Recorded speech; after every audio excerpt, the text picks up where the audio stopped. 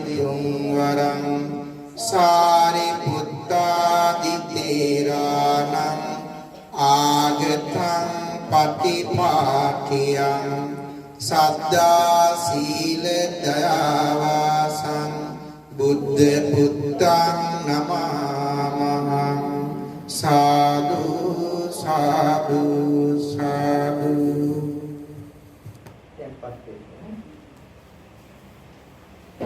අති ගෞරවනීය වැඩමවා වදාළ කඩවත වෑබඩ ශ්‍රී ධර්මවර්ධනාරාමාධිපති එමෙන්ම ආර්ය නිකේතන භික්ෂු පිරිවෙන් මධ්‍යස්ථානයේ අනුශාසකයන් වහන්සේ නමක්ද වශයෙන් කටයුතු කරන මනෝවිද්‍යා උපදේශක එමෙන්ම බොහෝ සැනසුම්ගේ දොරටුව වැනි සැනසුම් දහම් මඟ තථාගත ශ්‍රී සද්ධර්මයෙන් අපට අන්ධකාර තිමිර පටලයෙන් අනවබෝධයෙන් බොහෝ ජනී ජනයා මෝහයෙන් මුලා වෙමින් සිටින අවධියකයින් මුදවා ගැනීම සඳහා අපරිමිත මෙහෙවරක් සිද්ධ කරන ස්වාමීන්ද්‍රයන් වහන්සේ අප කල්යාණ මිත්‍ර තලපත් කන්දේ සිරිනන්ද ගෞරවනීය ස්වාමීන්ද්‍රයන් වහන්සේ පිනිපා පෙරටුව පාදාභිවන්දනයෙන් පිළිගන්නවා කියන හැඟීම සාදු කියනවා.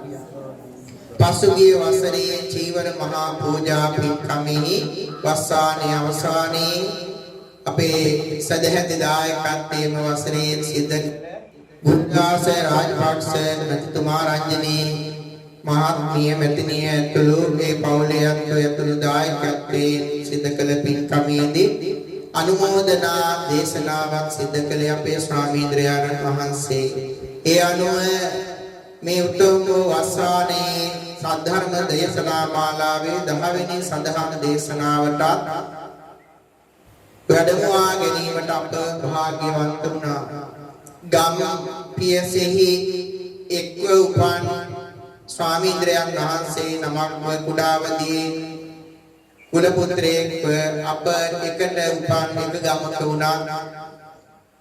එහෙම නොවුණත් මේ සසර පුරා දුර්ලභ මිනිස් උපත තුල අප එකට මේ විදියට එකම සම්බුදු සසුනක් තුල බුද්ධ පුත්‍රයන් වහන්සේලා වශයෙන් සංඝගුණ පිළිවෙත් පුරාන්ට ලැබීම මහා භාග්‍යයක්.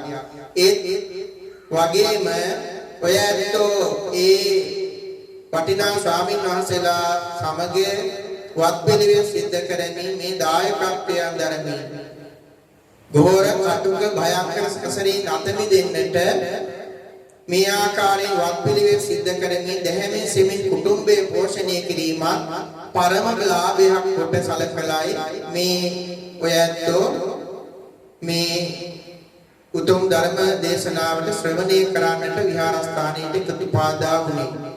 එයත් පරම ලාභයක්. ඒ නිසා මේ උත්තම බුද්ධ ශාසනය තුල කල්යාණ මිත්‍රත්වයෙන් අපේ ගෞරවනීය ස්වාමීන් වහන්සේ එවැගේම දායක කාරකාදී ඔය ඇත්තෝ අපි හැමෝම කටුක ගෝර භයංකර භව බිහිසුණු බව තව තවත් සපත වෙන උදාහරණ අපේ අස්පනා පිටම කණවැකින සමාජයක දකින්න සමාජයක මෙවැනි උතුම් දේශනාවන් කුසල් දහම් පුරන්නට එහි සිදු කරන මෙහෙවරයන් තව තවත් දියුණු කරගත යුතුයි කියන ඒ උදාරතර පණිවිඩය සපත කරමින් වස්සානයේ ඉරුදින සද්ධර්ම දේශනා මාලාවේ 10 වෙනි සඳහන් දේශනාවට සවන්පත් යොමු කරමු. මේ උතුම් සද්ධර්ම දේශනාවේ සදැති දායකත්වයේ දරන ගුණදාස රාජපක්ෂ මැතිතුමා රංජනී මැතිණිය දෙපාර්ශ්වයේම මිය පරලොව යට යෙදුණු සෝමදාස පියාණන්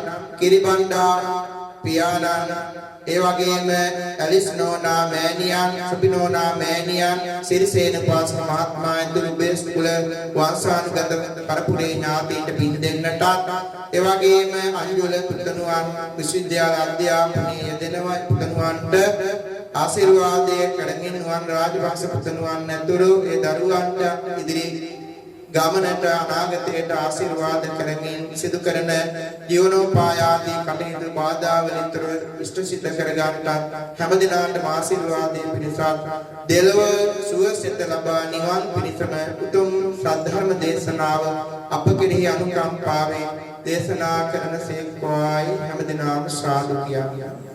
අවසරයි ස්වාමීනි.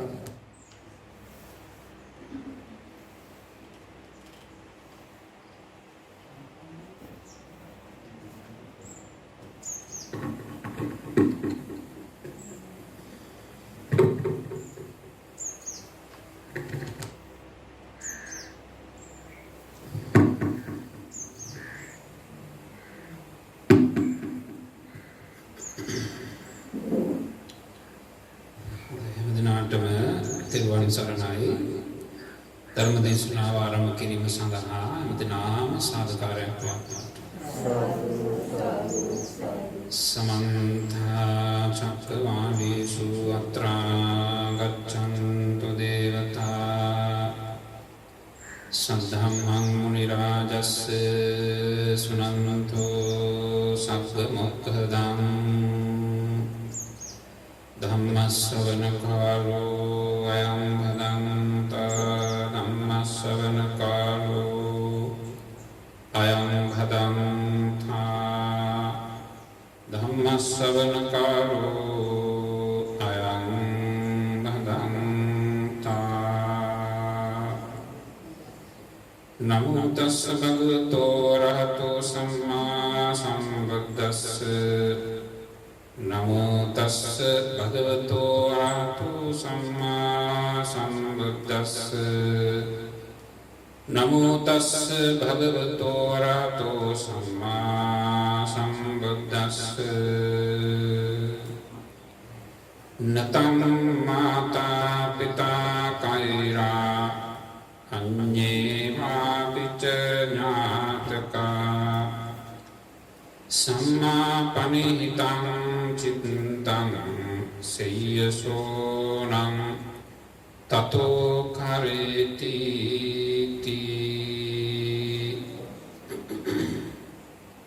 අතිපූජනීය මෙම ජාලිය තිස්ස විහාරස්ථානී විහාරාධිපති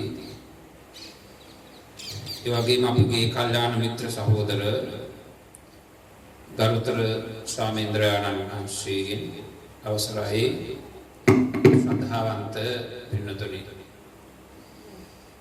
දැන් මේ 2022 වර්ෂයේහි වස්සාන කාලය කේන්ද්‍ර කරගෙන විහාරස්ථානයේ පවත්වන විශේෂ ධර්ම දේශනා පින්කම් මාලාවේ අද 10 වෙනි ධර්ම දේශනාව ශ්‍රවණය කිරීම සඳහා හැමදෙනාම සූදානම්ව සිටින අවස්ථාවේදී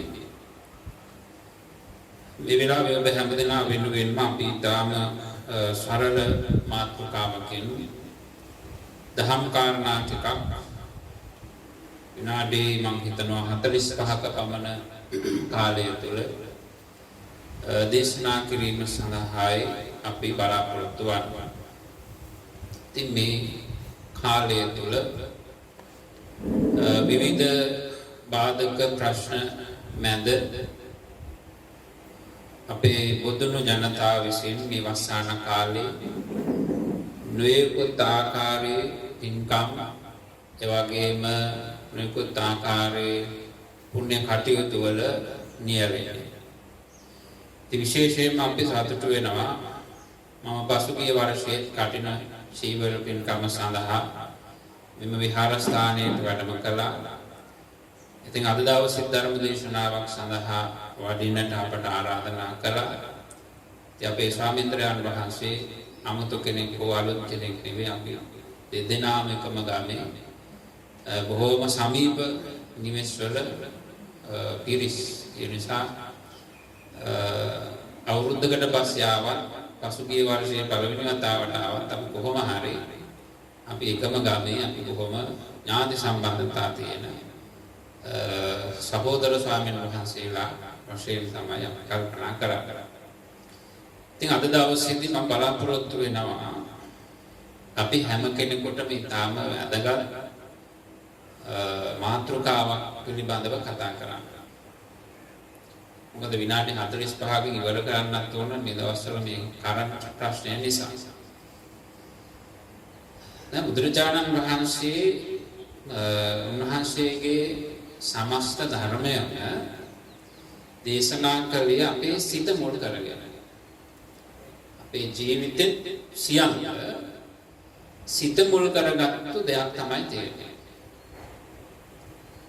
දැන් ඔබ මේ ජීවිතය තුළ මෙතෙක් මේ මොහොත දක්වා ජීවත් වුණේම සිතේ බලය. හිතේ බලය නිසා තමයි, හිතේ හයිය නිසා තමයි ජීවත් වෙන්නේ. යම් කිසි දවසක අපේ ජීවිතය අවසන් වෙනවා නම් ඒ හිතේ බලය ඉවරයි. ඉන් එහාට සිතෙන් තොරව අපේ ශරීරයේ ජීවිතේ පවතින්නේ නැහැ. හැබැයි සිතෙන් තොරව හෝ කයකින් තොරව සිතක් හෝ පවතින අවස්ථා තියෙනවා. හැබැයි මනුස්ස ලෝකෙ නෙවෙයි. දැන් උදාහරණයක් ගත්තොත් රූප ලෝක සහ අරූප ලෝක කියලා බහලා තියෙනවා. රූප ලෝක අරූප ලෝක. රූප ලෝක වල ස්වභාවය රූපේ පමණයි. ඒ රූපේට විඥානයක් නැහැ. රූපේ විතරයි. අහල වෙනවා ඒ ආයුෂ ශක්තිය ඉවර වෙන තාක් ඒ බ්‍රහ්ම ලෝක වල වාසය කරනවා. ඊට පස්සේ ක්‍රමානුකූලව එතනින් අතුරුදහනවා. තව එකක් තියෙනවා අරූප ලෝකේ. එතන රූපයක් නැහැ, විඥානයේ හිත විතරයි.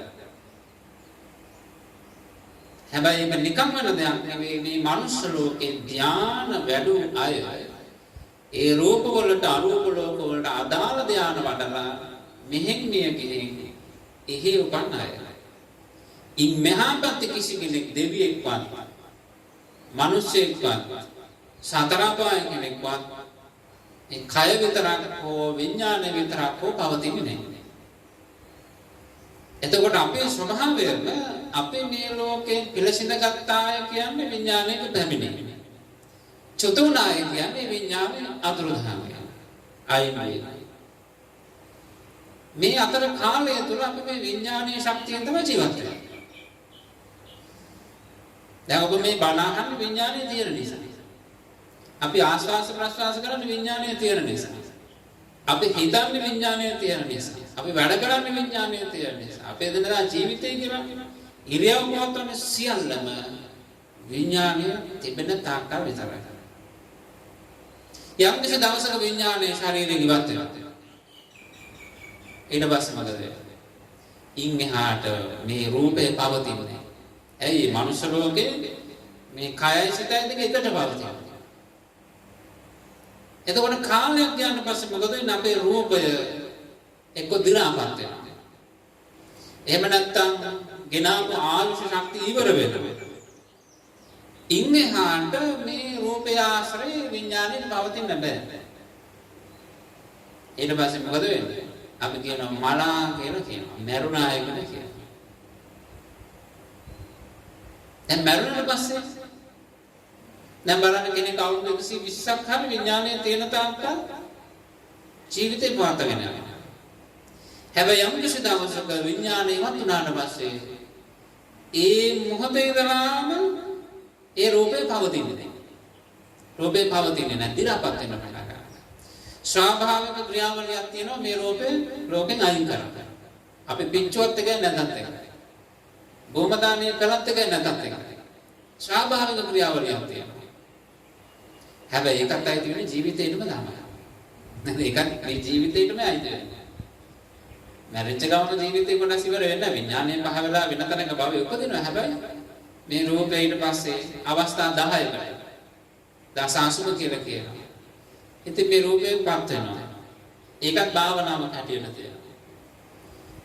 ඒ නිසා අපේ ජීවත් වෙලා ඉන්න කාලය තුළ තමයි මිනිස්සු වටින්නේ. මලකට පස්සේ වටින්නේ නැහැ.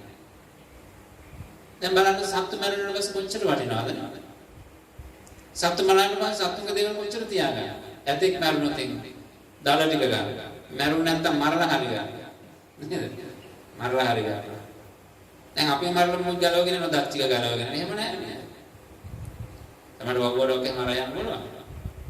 ඒත් වෙන හේතුවක් නෙවෙයි. හැබැයි අපි මරාට පස්සේ මොනවද අපේ ගන්න කිසි දෙයක් ගන්න. ඔය කොටියෙන් මරාම දත් ගන්නවා. අපේ දත් ගලව ගන්නවා.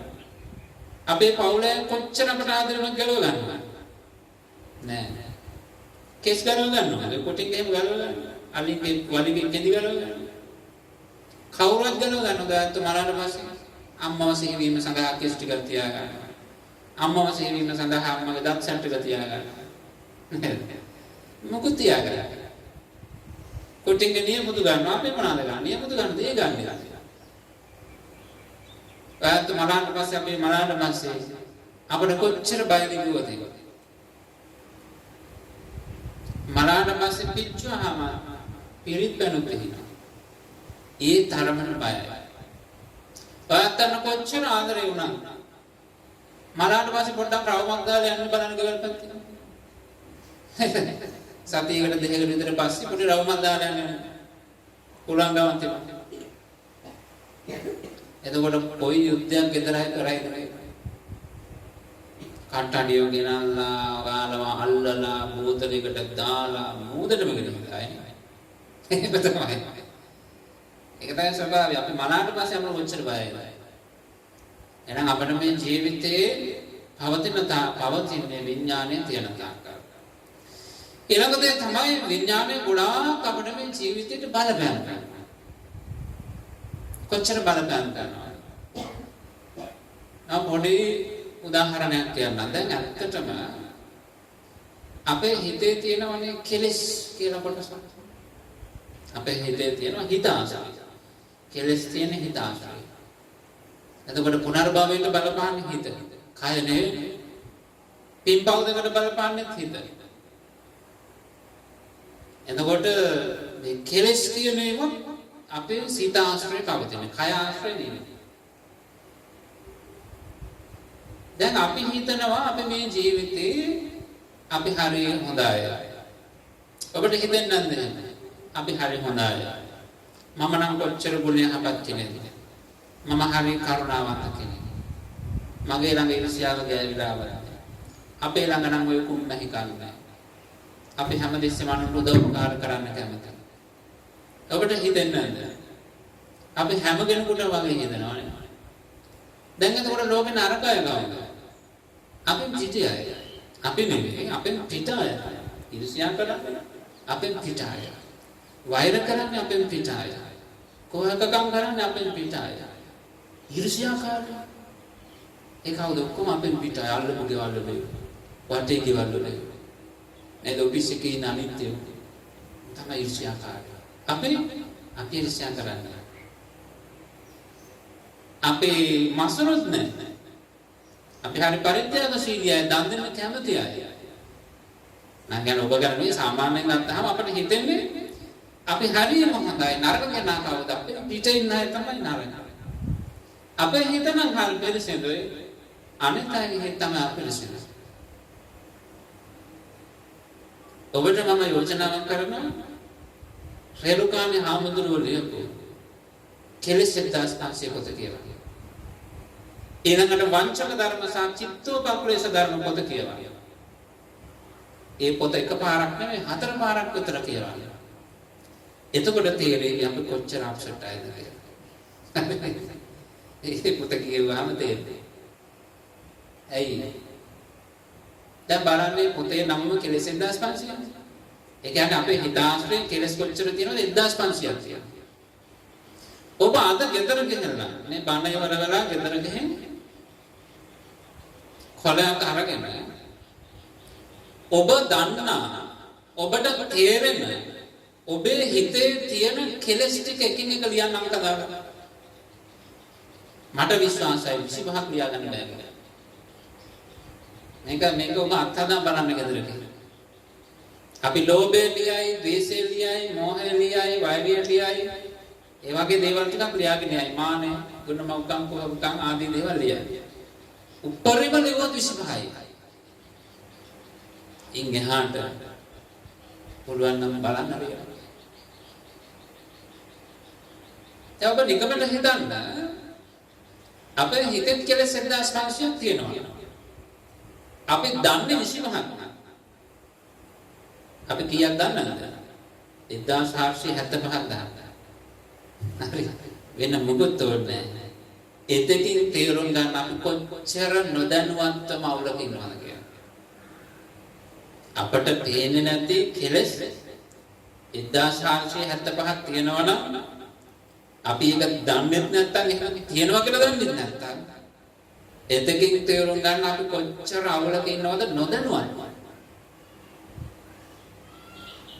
ඊළඟ ස්වභාවය තමයි අපිට හිතනවා අපිව අනිත් අය විසින් රවටනවා කියලා. කොච්චර හිතනවද? අපේ සහෝදරයන් අපිව රවටනවා. අපේ සහෝදරයන් අපිව රවටනවා. විවාහය සම්බන්ධව හිතන විවාහය අවුල් සහගත නම් හිතනවා. මිනිහන් තරම් මාව රවටපු කෙනෙක් මේ සක්වලම නැහැ. සමහර කියනවා දෙන්නේ. තමුසට වඩා හොඳ කෙනෙක් මට කොච්චර හම්බුණාද? අම්මලා තාත්තලා එපා කියන දේ මම තමසක අසාද ගන්න. තමස කොච්චර මාව රැවටුවාද? ඒ වලි. ඒ කියන්නේ අපිට හිතෙනවා මේ මෙයා තමයි අපිව රැවටුවේ වැඩිපුරම රැවටුවේ. මේ කාලේ අපිට හිතෙනවා මේ දේශපාලකයෝ තමයි අපිව වැඩිපුරම රැවටුවේ. ඇන්දුවේ. මේ මිනිස්සු බලෙන් අපිව රැවටුවේනේ අපේ හිතේ 아무තු කැමැත්තක් තියෙනවා. ඇන්දෙන ස්වභාවයක්. රැවටෙන කැමැති ස්වභාවයක්. ඒක පාරිශුද්ධ මොකද වෙන්නේ නැහැ. මේ කාලේ හිතනවා එහෙනම් මේ මිනිස්සු තමයි වැඩිපුරම අපිව රැවටුවේ අපිව ඇඳුවේ කියලා. ඔය විදිහට අපි එකිනෙකා පිළිබඳව හිතනවා අනිත් අය මාව රවට්ටනවා අපිව රවට්ටනවා හෝ රැවට්ටුවා රවට්ටාවි කියලා. මතක තියාගන්න හිත තරම් කවුරුවත් අපිව රවට්ටනවා. කොච්චර අපිව හිත රවට්ටලා තියෙනවද? අපිට හිතනව නේද මම ඉස්සෙල්ලා කිව්වා වගේ අපේ ළඟ මේ ක්ලේශ ධර්මය නෑ මේව නෑ මෙහෙම නෑ කියලා. දැන් මට හම්බෙච්ච ගුණාංක කියන දෙයක් තමයි අපි අහන්නේ මම නම් ඊර්ෂ්‍යා කරන්නේ. හම්බුන හැම කෙනෙක්ම කියනවා ඊර්ෂ්‍යා කරන්නේ. මම හරියට යමත අනිත් අය දිනු වෙනවා. අනිත් අය සතුටින් ඉන්නවා.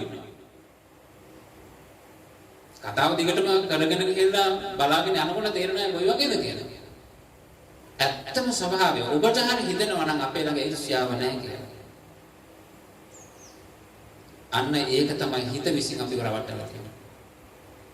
අපේ ළඟ ඊර්ෂ්‍යාව අඩු වෙන්නත් පුළුවන්. හැබැයි යම් කිසි කෙනෙකුට හිතෙනවා නම් මගේ ළඟ මෙන්න මේක නැහැ කියලා. ඒක ඇත්තටම නැති එක නෙවෙයි. ඇත්තටම නැති එක නෙවෙයි. තියෙන එක පේන්නේ නැති ප්‍රශ්නයක් තියෙනවා. ඊර්ෂ්‍යාව තියෙනවා. හැබැයි පේන්නේ නැහැ. ක්‍රෝධය තියෙනවා. හැබැයි පේන්නේ නැහැ. වෛරය තියෙනවා. පේන්නේ නැහැ. මාන්නකාරකම ලොකුකම තියෙනවා. අපර කොච්චර ලොකුකම් තියෙනවද? පන්සලට ආවත් ලොකුකම් තියෙනවා. පන්සලට ආවත් ලොකුකම් තියෙනවා. සිල්ගත්තත් මහන්දත්තකම තියෙනවා. ඒ කියන්නේ ධර්මශාලාව ඇතුලේ. එහෙම තමයි. හැබැයි අපිට පේන්නේ නැහැ. තියෙනවා පේන්නේ. නොබෙනෙන හේතුව ඒක වෙන විදියකට එනවා. අපේ උදාහරණයක් ගත්තොත් ඊර්ෂ්‍යාව නැමැති ක්ලේශ ධර්මයේ එළියට එනවා ආකාර පහකට. ඒ ආකාර පහම කුසල සහගත වෙනවා. දැන් ඊර්ෂ්‍යාව කියන්නේ කුසලයක්ද අකුසලයක්ද? අකුසලයක්. ඊර්ෂ්‍යාව තරම් නිර්ාර්ථක අකුසලයක් තවත් නැහැ. දැන් පරපණ නසන්නාට මස් තියෙනවා. හොඳයි කියනවනේ. එයාට ප්‍රතිලාභයක් තියෙනවා. සොරකම් කරන්නාට වරකම් කරපු දෙයක් තියෙනවා. කාමීත්‍යාචාරය දෙන්නාටත් ඒකේ අංශසපක් තියෙනවා. බොරු කියන කෙනාට කිසියම් වූ මානසික තෘප්තියක් ගන්න තියෙනවා. සොරාපානය කරන්නාට සපක් තියෙයි කියලා හිතාගෙන ඉන්නවා. ඒක සපක් නෑ. එයාට හිතෙන මේක සබක් තියෙයි කියලා. හිතාගෙන හරියනවා නේ කියන සබක් තියෙනවා කියන්නේ. ඊර්ෂ්‍යා කරන කෙනාට මොනවද තියෙන්නේ? ඊර්ෂ්‍යා කරන කෙනාට මොනවද ලැබෙන ප්‍රතිලාභ? හැබැයි ජීවිත කාලෙම සමහර විට ඊර්ෂ්‍යාවෙන් අනුගේ සැප දකින්න බෑ. අනුගේ සතුට දකින්න බෑ. අනු හොඳින් ඉන්නකොට සතුටින් ජීවත් වෙනකොට විවාහ ජීවිතය හොඳට ගෙවෙනකොට ගේ දොර හදනකොට වාහනයක් ගන්නකොට හොඳට ඇඳුම් අඳිනකොට ඒ ළමයි ඉගෙන ගන්නකොට තරහ ගන්න නැහැ උපුරන. හැබැයි ඉතින් මතක තියාගන්න ඕන ලංකාව විතරක් ඊර්ෂ්‍යාකාරයි. ආයි පිටසක්වල ජීවින් අතරවත් නැහැ. අපටත් ඊර්ෂ්‍යා කරනවා. හාමුදුරුවන්ට ඊර්ෂ්‍යා කරනවා. හොඳ සෙල්පු දෙකක් දැම්ම. හොඳ සිවුරක් පෙරෙව්වා. හරි වාහනයක ගියොත් පිළිවෙලට පිළිසඳුවට ලස්සනට හිටියොත් එතකොට ඔන්න සමහර අය පුපුරනවා. මම දැකලා තියෙනවා සමහර අය ඒ Facebook වල එහෙම දානවා මේ ඒ හාමුදුරුවෝ බණට ආපු වාහනේ එක රෝදයක් විකුණනවා නම් අපට මාස 3ක් ජීවත් වෙන්න බැහැ. ඒ මොකද්ද? ඒක විහිළුවට කෙරුවා. විහිළුවට හොයන්නට වෙන්න පුළුවන්. ඒ තුල තියෙන මොකක්ද? දැන් ඔබ පිළිබඳව යම් කිසි කෙනෙක් හිතනවා කියලා. ඊර්ෂ්‍යාව නැති. අනේකාගේ සැපට සතුටට අකමැති. එතකොට කුසල විදියට ඉන්නේ කොහොමද? එක උදාහරණයක් කියන්නම්. ඒ තමයි අපි හිතමු යම් කිසි බොහොම ලස්සනට ගයක් හදනවා කියලා. ලස්සනට ඉතාම සම පහසුව හොඳට පේන ගයක් හදනවා. හදනකොට ඒක පිළිබඳව තව කෙනෙක් කියන එක හරි ලස්සනයි. ලොකු වේදමක් යන්නේ නැති නේ. ඒ දොරවල් වල කැටයම් නම් ආයි කියලා වැඩක් නැහැ. මේ විදිහට වරණා. දැන් මේක අහන කෙනා මොකද කියන්නේ? මේ ලස්සනයි කොට ඇති දෙයක් නැහැ. ඌව දිරනවා. ඌව කැඩෙනවා බින්දෙනවා. ඌව විනාශ වෙනවා. ඌව නැති වෙනවා. තව අවුරුදු 10ක් ගියාන් පස්සේ බලන්න මොකද්ද වෙන්නේ? මේකට කියනවා අනිත්‍ය අනුවසනාව කියලා. ඒ කියන්නේ අනිත්‍ය සිහි කිරීම. දැන් මේ මනුස්සයන් මේ ගේ පිළිබඳව කියන්නේ අනිත්‍ය පිළිබඳව මේක කැඩෙනවා, බින්දෙනවා, වෙනස් වෙනවා, නැති වෙනවා, ගෙවෙනවා. අනිත්‍ය සම්බන්ධ කතාව. හැබැයි ඔබ හිතනවද ඇත්තටම මේකේනා මේ අනිත්‍ය මෙනෙහි කිරීමක් හෝ අනිත්‍ය පිළිබඳ මනාව අවබෝධයෙන් දකින්නවද? නෑ. මෙයාගේ හිතේ තියෙන ඊර්ෂ්‍යාව පිටට එනවා වෙන විදිහකට. මේ ඊර්ෂ්‍යාව තමයි ඉන්නේ. එයා හිත හදාගන්න එහෙමයි. හරි හිත හදාගන්න එහෙමයි. මේක දරා ගන්න බෑ. එයා හිත හදාගන්න මේ විදිහට. මේකේ தත්ත්වය තමයි මෙයාට දැනෙන්නේ නෑ. මම මේ හිත හදාගන්න ක්‍රමයක් තමයි මේ පාවිච්චි කරන්නේ. කියන අපි සමහර වෙලාවට පරාද වෙනකොට මම කියන්නේ මොනවාද කපන්න බැරි අත හිමිනවා කියලා. කියන්නේ දැන් කරන්න දෙයක් නෑ. අපේ සීමාවෙන් එහා තියෙන්නේ සතුට වෙනවා. ලබන්න දෙන තනතුර නොලැබීම සඳහා පුරාතරම් කියලා පෙස්සන් ගහලා උත්සාහ කරනවා. බැරි වුණාට පස්සේ සතුට වෙනවා. හරි ෂෝක් අපිට හරි සතුට නේද? ඒ නිසා හරන්න ඊර්ෂ්‍යාව ඔය ඒකාකාරයි. තව ආකාර හතරක් තියෙනවා. දැන් මිනිස්සු දන්නේ නැහැ මේ ඊර්ෂ්‍යාව තමයි මේ ලෝභය තමයි මේ ද්වේෂය තමයි මේ මානය තමයි අනතිමානීය විදියට විතරයි. පරිත්‍යාගශීලීත්වයේ විදියට විතරයි. අනිත්‍යනුපස්සනා විදියට විතරයි. පටික්කුල මනසිකාරයේ විදියට විතරයි. මොකක්ද? අකුසලය. ක්ලේශ කර්මයක්. හැබැයි තමන්ගෙන් රැවටෙනවා. වංචක කර්ම කියන්නේ නෙමෙයි. අපිව රවට්ටනවා. ඒක දැනුවත්ව කරන්නේ නෙමෙයි. නොදැනුවත්වමයි. දැන් මෙයා හිතනවා අනේ මගේ ළඟ ඊර්ෂ්‍යාව නම් ගියවිලා වගේ. අපිට හරියම හොඳ කෙනෙක්. මගේ ළඟ ලෝභකම ගෑවිලා වුණා. මගේ ළඟ මානය ගෑවිලා වුණා. ඇත්තට මොකද වෙලා තියෙන්නේ? මෙයාව රවට්ටලා හිත විසින්. දැන් බලන්න හිත කොච්චර අපිව රවට්ටනවා. තව ගොඩාක් වගේ දේවල් තියෙනවා. මේ රැවටීමේ නිදහස් වෙන්න නම් කරන්න තියෙන්නේ හිත දිහා බලන්න. හිත දිහා බලන්න.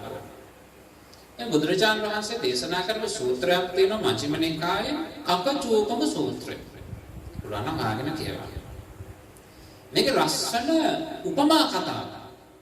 බුදුරජාණන් වහන්සේ දේශනා කරනවා. ඒ තමයි එක්තරා ධනවත් කාන්තාවක් හිටියා. සල්ලිකාර කාන්තාවක්.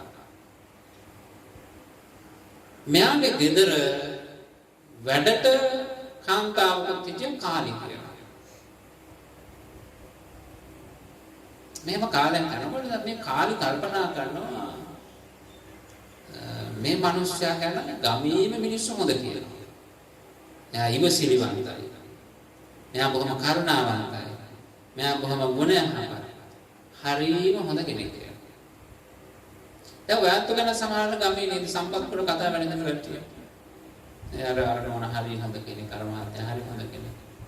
අර උපාසක ගමන හරිම කරුණාවන්තයි. දැසිල් සමාදන් වුණා බලන කොච්චර හොඳයි උපාසක ගමවලනේ. කරුණාව මෛත්‍රිය ඔක්කොම තියෙනවා. දැන් බලන්න ඔයත් දෙහ දැන් කොච්චර හොඳයිද කියලා. මේ මොහොතේ අත කොච්චර හොඳයිද? හැබැයි ඇත්තටම අපි හොඳයිද කියලා බලන්න මේ වෙලාවේ නෙවෙයි. සිල් සමාදන් වුණාම නෙවෙයි. බණහන වෙලාවේ සැබෑ ජීවිතේ අපි කොයි වගේද ගත කරන ගෙදරයි ගෙන අහන්න. එයාටගේ දරුවන්ගෙන් අහන්න මුළුමනි මිනිබිරියන්ගෙන් අහන්න කොහොමද ආච්චි? මොන වගේද කොහොමද කතා කරන්නේ? ඉවසිලිවන්ත භාවය කොහොමද කියලා. ඉතින් කල්පනා කරනවා මෙයා හරිම ප්‍රසිද්ධයි. ඉවසීම පිළිබඳව, කරුණාව පිළිබඳව, මෛත්‍රිය පිළිබඳව, දයාව පිළිබඳව. ඇත්තටම මාගේ ආර්යාව සැබවින්ම දේශයෙන් තොරයිද? එහෙම නැත්නම් තියෙන ද්වේෂය පෙන්වන්නේ නැද්ද? මෙයා ද්වේෂයෙන් තොරයිද? එහෙම නැත්නම් තියෙන ද්වේෂය පෙන්වන්නේ නැද්ද? මෙහෙම හිතලා මොකද කරන්නේ? දැන් මේ කාලි පිළිබඳව සූත්‍රයේ තියෙන කාලි හරිම දක්ෂයි. ආයි ගෙදර වැඩ කරනවා නීචකට. කාලි හරිම පිළිවෙලයි. කාර්යක්ෂමයි. දිමාන්දර නැගිටලා සියලු වැඩ ටික හරියටම කරනවා. ඉතින් මෙයා මොකද කරන්නේ? මෙයා දැන් මේ උදේ පාන්දරින් නැගිටින මනුස්සයනේ. පහුවදා දවල් වෙලා නැගිටිනවා. දවල් වෙලා නැගිටිනවා. දැන් උදේ පාන්දර නැගිටින්න වැඩ කරන මිනිස්සයා මහා දවල් වෙලා නැගිට්ටාම දවල් වෙලා නැගිට්ටාම මොකද නර වැඩ කිසි දෙයක් කරලා නැහැ. ඊට පස්සේ මේ ගෙදර මේ කාන්තාව ඇවිල්ලා බලනවා කාලි නිදි ගොළු අහන මොකෝ කාලි නිදි දව මේ ආර්යාව නිකම් එදා ඉතින් මූණ එල්ලගෙන යනවා. ඉතින් කල්පනා කරනවා මේ මගේ ආර්යාව ද්වේෂය නැත්තේ නැහැ. තියෙන ද්වේෂය පෙන්වන්නේ නැහැ. ද්වේෂයෙන් නැති කතාවක් නෙමෙයි. තියෙන ද්වේෂය පෙන්වන්නේ නැහැ. දෙවනි දවසේ මොකද කරන්නේ? දෙවනි දවසේ දවල් වෙනකම් ඉඳලා. දෙවනි දවසේ මේ ගෙදර කාන්තාව ඇවිල්ලා අහනවා මොකෝ කාලේ දවල් වෙනකම්. ඊට පස්සේ නේ ආර්යාව නිකන් කියනවා. ඉතින් පෞකාර ගේන්නේ කියලා. බැනලා යනවා. ඉතින් කල්පනා කරනවා මගේ ආර්යාව මේ ද්වේෂය නැත්තේ නොවේයි. ද්වේෂය තියෙනවා හැබැයි තියෙන ද්වේෂය පෙන්වන්නේ නැහැ. තුන්වෙනි දවසේ මොකද කරන්නේ කාලේ? එදත් පෙරසීම දවල් වෙනකම් නිදාගන්න. ඒ ගෙදර කිසි වැඩක් කරලා නැහැ. දොරජනේ ලැරලා අතුපත් ගාලා නැහැ, උයල පිහලා නැහැ. ඉතින් ගෙදර අර කාන්තාව එනවා. ඇවිල්ලා අහන මොකද කාලේ? නෑ ආර්යාව නිකන් කියනවා. මොකද දාගන්නේ? ළඟ තිබිච්ච දොර පොල් අරගෙන දුන්න එකක් ඔළුවට පස්සේ කාගේ ඔළුව පැලිලා දී ගලාගෙන ආරණ බැලක් කෑගෙන එදා සිට ඒකාන්තාව පිළිබඳව තිබිච්ච කීර්තිය එතනින් අවසන්. දැන් ඇත්තටම මේක මේ බුදුරජාණන් වහන්සේ දේශනා කරන්නේ පොදු ස්වභාවයක්. ඔබට උනත් එහෙම නේද? ඔබට උනත් එහෙම නැද්ද? දැන් අපි මෙහෙම හිතමු. ගෙදර වැඩ ටික පිළිවෙලට ඔබ පවත්වගෙන යනවා. කුස්සියේ තාම පිරිසිදු පිළිවෙලට කෝප ටික රැපිකේ තියලා පිඟන් ටික තියලා සිංක පිරිසිදු කරලා තියලා. ගෙදර ඉන්න අය කෝප්පේ ගත්ත වතුර බෙවුව කෝප්පේ ආයතන තියුවා. හරියටම ගතු තනින්න තියෙනවා. මොනවා හරි බිම වැටුනොත් ඒක අස් කරනවා. කෑවහම පිඟාන හොදලා අදාළ තැන තියෙනවා. දැන් මොකද ප්‍රශ්නයක් තියෙනවා? මොකද ප්‍රශ්නයක් නැහැ. පරිසරයේ හොඳට Tamanට අවශ්‍ය විදිහට පවතිනවා. යම් කිසි දවසක මොකද කරන්නේ? තේක බේලා කෝප්පේ හොදන්න කෝපි ගොඩ වහලා. දැන් තද වෙනවද නැද්ද? වෙනද වගේ වෙනවද? අපිට පටන් ගන්නවා ඊට පස්සේ මන්තරේ. වෙනදා එහෙම නෑ. අද මේ පරිසරය වෙනස් වෙච්ච නිසා අර යටපත් වෙලා තිබිච්ච අවුල පොඩට ආවද නැද්ද? ඒ නිසා අපිට මේ අපේ කෙලෙස් කියන ඒවා ඉස්මතු වෙන්නේ ඒ අවස්ථාවේ අත්දැකීම් අනුව. ඒ මොහොත අනුව තමයි අවස්ථාව අනුව. සමහර අවස්ථා උදාවන්නේ නැහැ කියන්නේ ඒ ක්ලේශ ධර්මයෙන් කොහොමද උඩට එන්නේ නැහැ. දැන් ඔබට හිතෙනවා නේද ඔබ මැරෙන්න බය නැහැ කියලා. එහෙම හිතෙන්නේ නැහැ. මට ඒක ගොඩක් අය කියලා තියෙනවා. මැරෙන්න බය නැහැ. අපි නම් ඕන වෙලාවක මැරෙන්න ලෑස්ති. අපි ඉතින් පින්දහම් කරගෙන තියෙන අපි යුතුයකම් කරලා තියෙන්නේ. ආයි මොකටද මැරෙන්න බය වෙන්නේ? කවද හිටියත් මැරෙනවා. එන්න වීර කතා කියන්නේ ඇත්තද? ඔබට හිතෙනවද ඇත්ත කියලා? ඔබ එහෙම කියනවා නම් ඔබට හිතෙනවද ඇත්ත කතාවක් කියන්නේ? ඇත්ත වගේ පෙනෙන බොරු කතාවක්. අපිට හිතෙන්න පුළුවන් අපි මැරෙන්න බය නැහැ කියලා. අපි මරණයට නිර්භේදව මොන දෙනවා කියලා හිතෙන්න පුළුවන්. ඇයි එහෙම හිතෙන්නේ? මරණ බය නැමැති මේ සිතුවිලි මේ ක්ලේශ ධර්මය එළියට එන්න අවස්ථාවක් අපිට උදා වුණාද? නෑ. ඔබ පැහැරගෙන ගිහිල්ලා අතපය බැඳලා හරි කොහොමද බෙල්ල මිරි ගන්න හැරෙන්නේ? විදි තියන්න හදනවා. දුක කොකුල වල මොනවා කියන්නේ? ගමන්නේ. මම මැරෙන්න බය නැහැ. මම බින්දහම් කරගෙන තියෙන්නේ. තමන්ට යුතුයකම් කරලා තියෙන්නේ. මම ඉඩ කඩන කියලා තියෙන්නේ. එහෙම කියයිද? ඔක්කොම ලියලා තියෙන ප්‍රශ්නයක් නැහැ. ඔක්කොම ලියලා තියෙනවා. බින්දහම් කරගෙන නැහැ. හැබැයි මැරෙන්න බයද? හරි. එහෙම තමයි. ජීවිතය පිළිබඳ තියෙන අරුණ ඒක.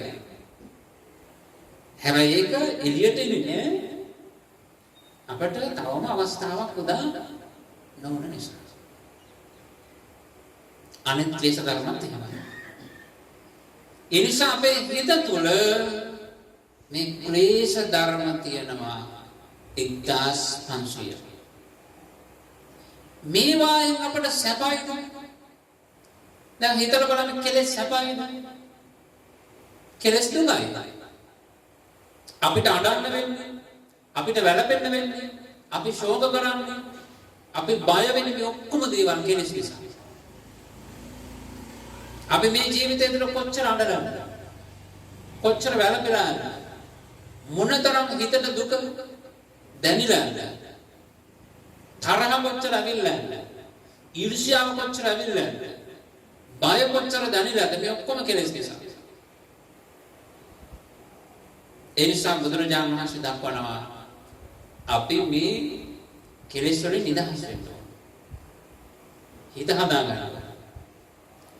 එසේ හිත හදා ගන්න නම් අපි හිත දිහා බලන්න. හිත දිහා බලන්න. හිත දිහා නොබලන තාක්කල් හරියන්නේ නැහැ. කොහොමද බුදුරජාණන් වහන්සේ දක්වන්නේ හිත දිහා බලන්න කියලා? අන සූත්‍ර දේශනාවල දක්වනවා ලස්සනට ඉන්න කැමති තරුණයෙක් හෝ තරුණියක් සමහර අය ඉන්නවනේ මේ ඕම ජරා ජීර්ණව දැක්කම ප්‍රසන්නවනේ උදේට දැක්කොත් කැඳක් නැති වෙලා. එහෙම නැති වෙන්නේ නෑ. එහෙම හිතෙන එහෙම ඉන්නවා. හැබැයි මේ සූත්‍රය දක්වන ලස්සනට ඉන්න කැමති. තරුණයෙක් හෝ තරුණියක් කණ්ණාඩිය ළඟට ගිහිල්ලා මූණ බලනවා.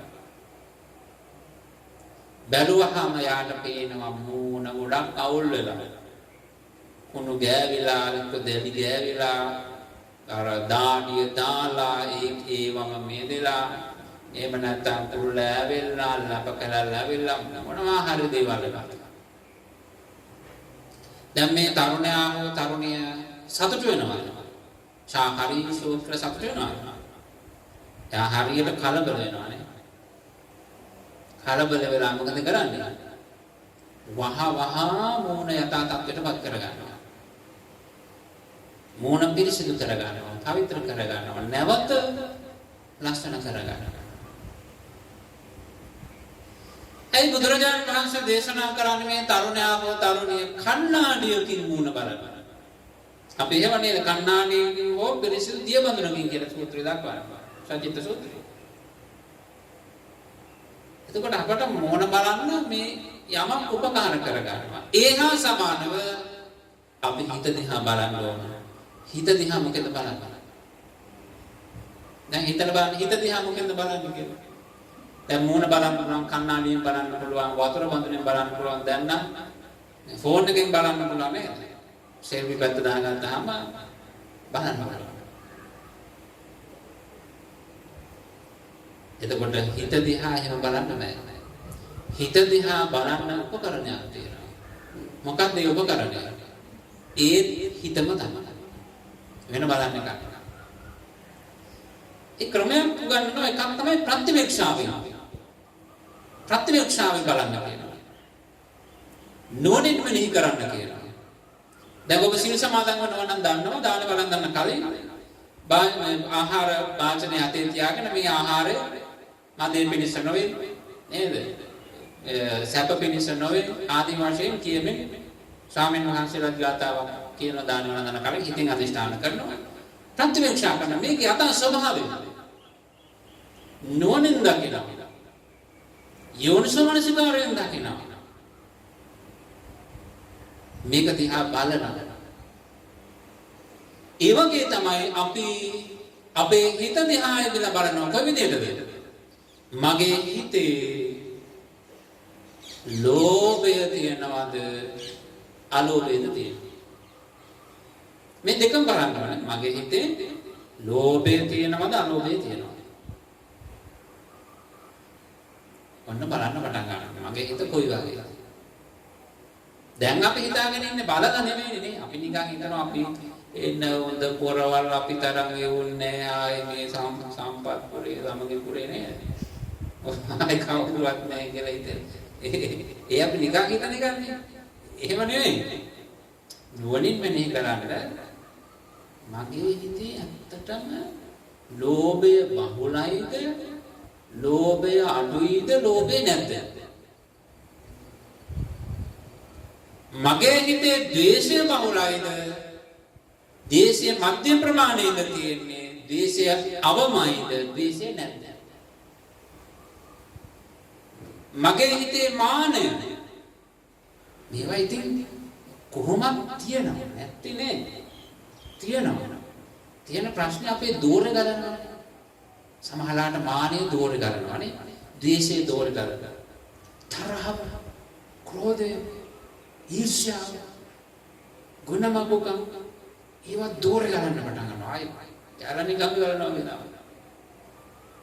බලන්න කෙනෙක්ගේ ද්වේෂය දෝරේ ගලන්න ගත්තාම පරුස වචන කියනවා, තියෙන දේවල් කුඩු කරනවා, ඉන්න ඇට කහනවා, තුවාල කරනවා, කාටවත් කන්ට්‍රෝල් නැහැ.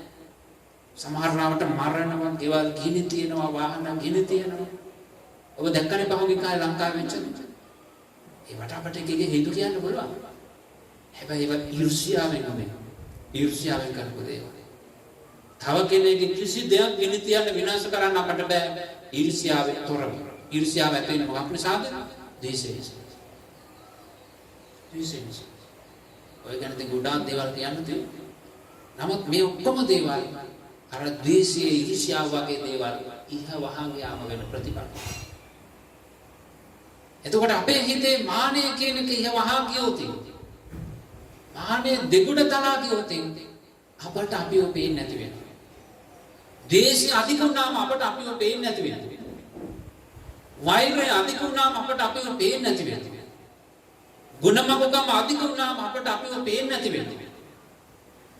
ඊර්ෂ්‍යාව අධික වුණාම අපට අපිව පේන්නේ නැති වෙනවා. අපට යම් දවසක අපිව පේන්නේ නැත්නම් ඉතින් සිත අපි කරන්නේ මොනවද, අපි කියන්නේ මොනවද, පින්ද බෞද්ධ කුසල කුසල ඔක්කොම යටපත් වෙනවා. අපිට අපිව පාලනයක් නැහැ. ඒ නිසා අපි දිහා අපේ හිත දිහා බැලිය යුතුමයි. අපේ ප්‍රථම රාජකාරිය වෙන්න ඕන මොකද්ද? අපේ හිත නිරීක්ෂණය කරන එක. අපේ හිතේ ස්වභාවය බලන එක. ස්වභාවය මෙනෙහි කරන එක. ස්වභාවය දකින්න එක. නොදකින්න තාක්කල් මොකද වෙන්නේ? හැමදාම අරවුලෙම ඉන්නේ. ඇයි? අපිට පේන්නේ නැහැ.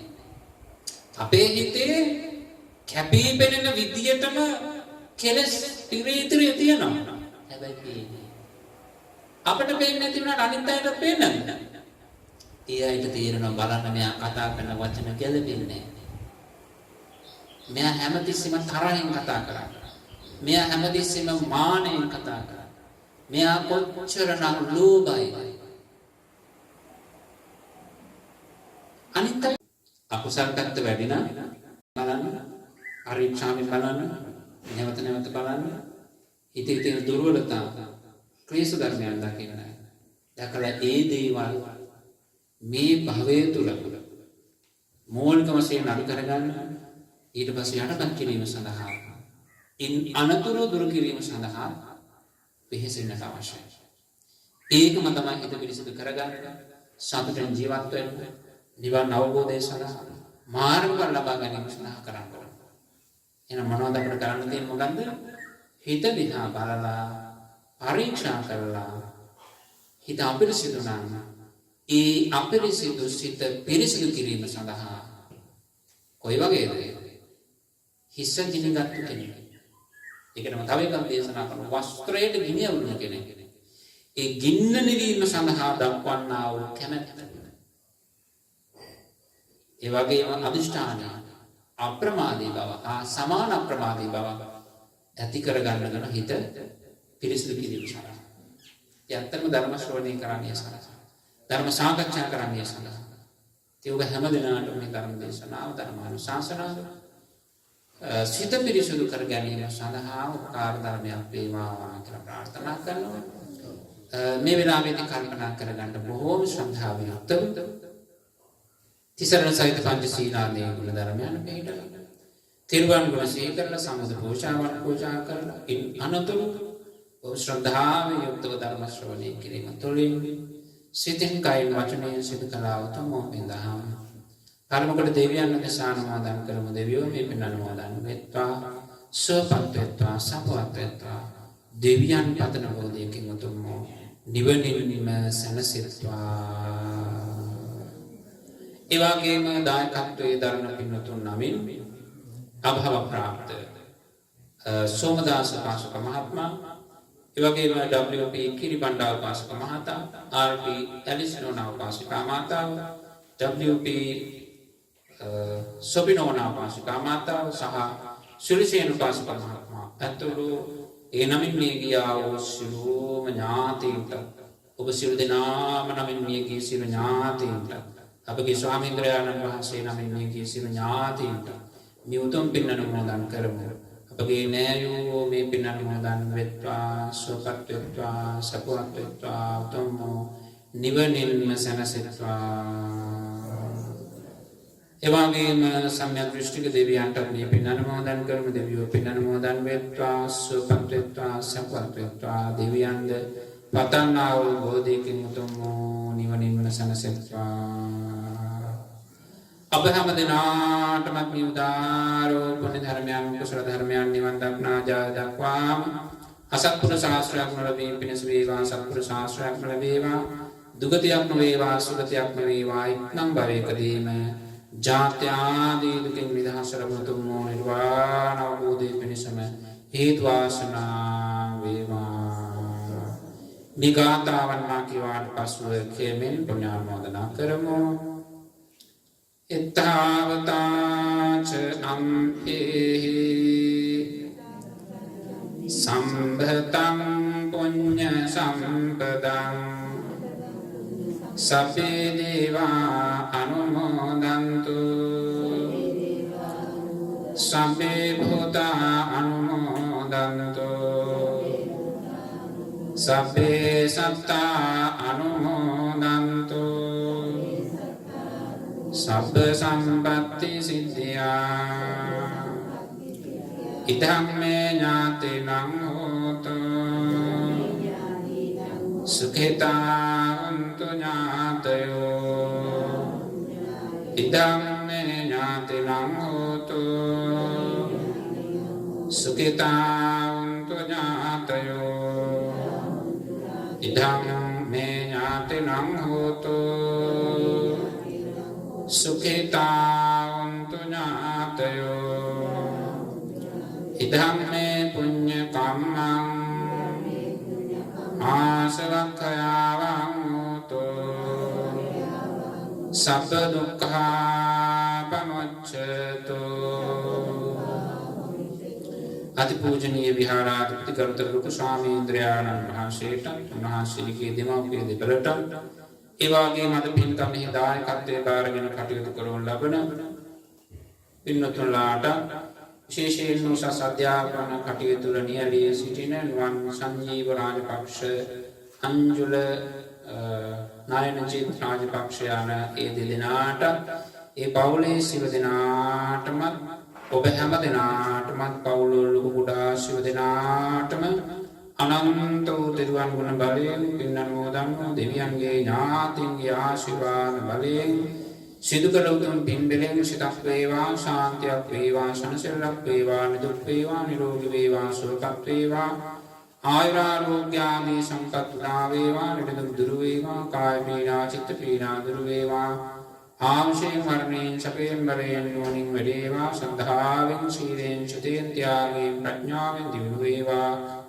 නිදුක් සම්පත් නිරෝගී සම්පත් දීඝාසල සම්පත් උදා වේවා. අභිවාදන සිරිස නිච්ඡං අධාපචායිනෝ චත්තාරෝ ධම්මා වඩ්ඩන්තු ආයුවන්නෝ සුඛං බලං ආරෝග්‍ය සම්පatti සග්ග සම්පatti මේවච අතෝ නිපාන සම්පatti හිමිනාතේ සමිජ්ජතු.